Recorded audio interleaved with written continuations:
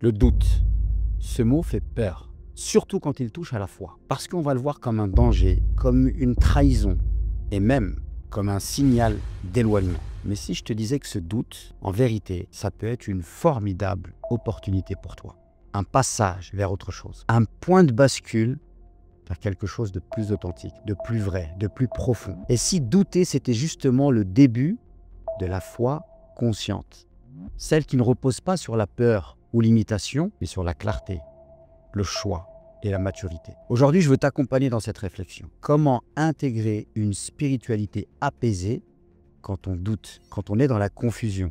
Comment reconstruire un lien sincère avec le divin alors que tout semble s'effondrer à l'intérieur de toi? Comment faire taire le bruit, retrouver sa boussole intérieure et surtout sa sérénité sur le plan spirituel? Mais avant de te proposer un chemin, j'aimerais te parler de 3 erreurs qu'on fait presque tous au moment où on est dans cette confusion, quand le doute s'installe. La première erreur, c'est absorber une masse d'informations extrêmement importantes sans jamais prendre le temps de les digérer.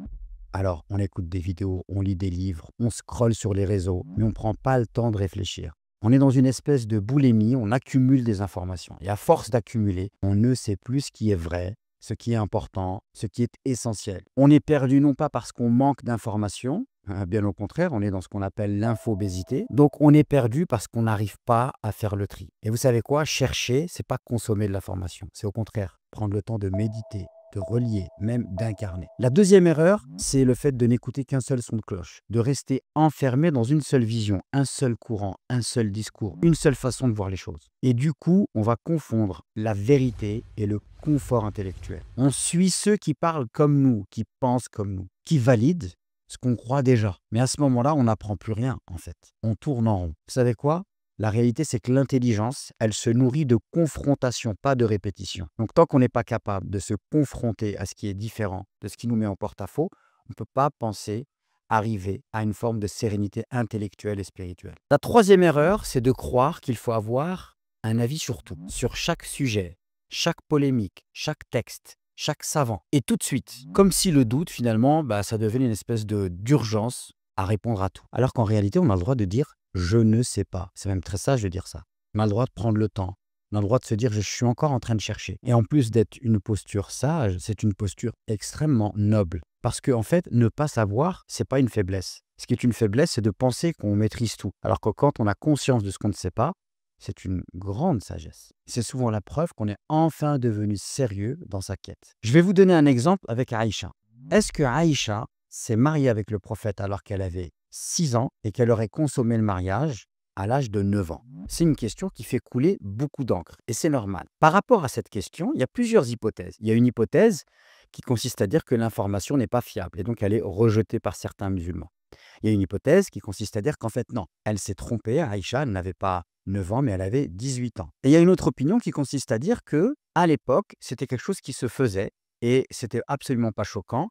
Alors, plein de raisons possibles. La physiologie des filles de 9 ans à l'époque n'était pas la même que celle d'aujourd'hui. On sait que le prophète, il avait des détracteurs et personne ne lui a reproché cela. Donc, si c'était quelque chose dont ces détracteurs de l'époque lui auraient reproché ce mariage, et on ne trouve pas de traces de cela dans l'histoire. Et on sait également qu'en Europe, il y a des reines même qui se sont mariées à l'âge de 9 ans. Alors, la réalité dans tout ça, c'est quoi? C'est que c'est très difficile de démêler le vrai du faux. C'est ça la réalité. À titre personnel, j'ai étudié la question, je n'ai pas d'opinion sur le sujet si je veux être sincère avec moi-même.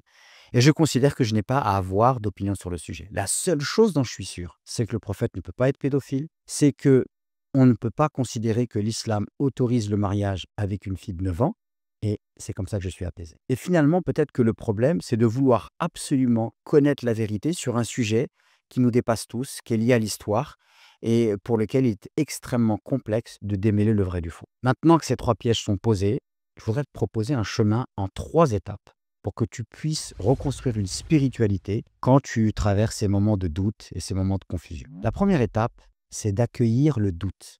Faut pas le fuir, t'as pas à le camoufler, t'as pas à l'enterrer, t'as pas à le juger même, mais tu dois juste l'écouter. Pourquoi? Parce que ce doute, il n'est pas là par hasard. Il te dit quelque chose. Il te signale peut-être que ce que tu as cru jusque-là, en fait, ça ne te nourrit plus. Et donc, il y a un décalage finalement entre ce que tu vibres, ce que tu pratiques et ce que tu ressens. Et ce doute, c'est peut-être juste l'expression de ta maturité. Il te dit que tu ne veux plus croire juste par habitude ou peur, mais que tu veux de la clarté sur cette question. Parce que tu es un amoureux de la vérité. En psychologie existentielle, le doute est considéré comme un point de départ. Le point de départ d'un vrai changement. Le moment où tu doutes, c'est un moment qui est inconfortable, où tout se fissure.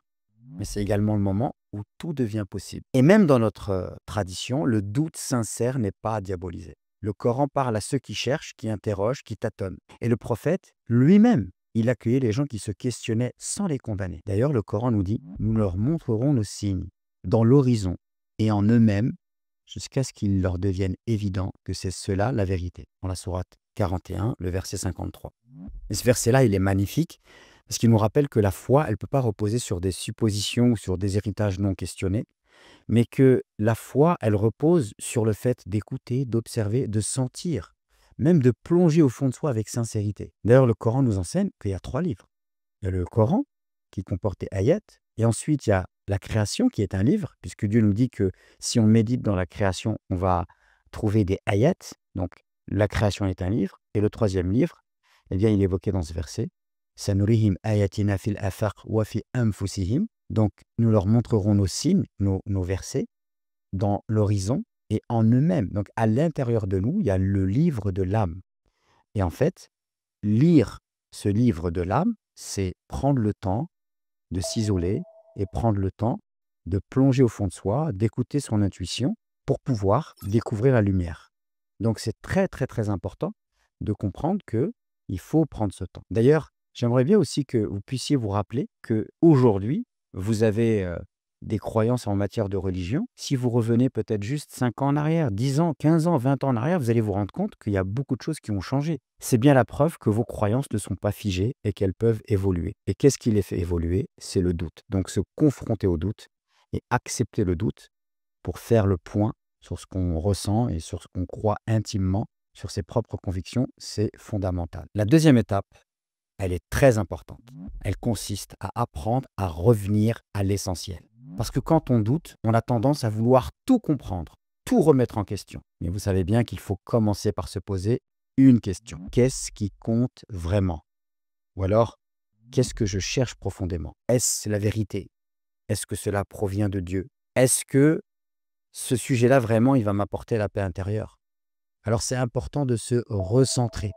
C'est important de revenir à ce qui est le plus essentiel. Parce que la spiritualité, c'est pas des règles, c'est pas une collection de règles. La spiritualité, c'est pas résoudre des débats théologiques ou rentrer dans des polémiques et des conflits interminables. Non, c'est une direction, un souffle, une cohérence. Et l'islam, dans son essence, c'est une voie de reliance. D'ailleurs, le mot tawhid ne désigne pas seulement une croyance abstraite, mais une invitation à réunifier l'intérieur. Ça veut dire quoi ça? Ça veut dire à aligner le cœur, la pensée et les actes autour d'un même centre qui est le divin. D'ailleurs, j'aime beaucoup ce que certains philosophes nous disent. Ils nous disent que l'homme, il a une dimension qui relève du concept, c'est la dimension rationnelle, la dimension qui relève de l'affect, c'est la dimension émotionnelle, sentimentale, et la dimension qui relève du percept, c'est-à-dire tout ce qui relève des sens.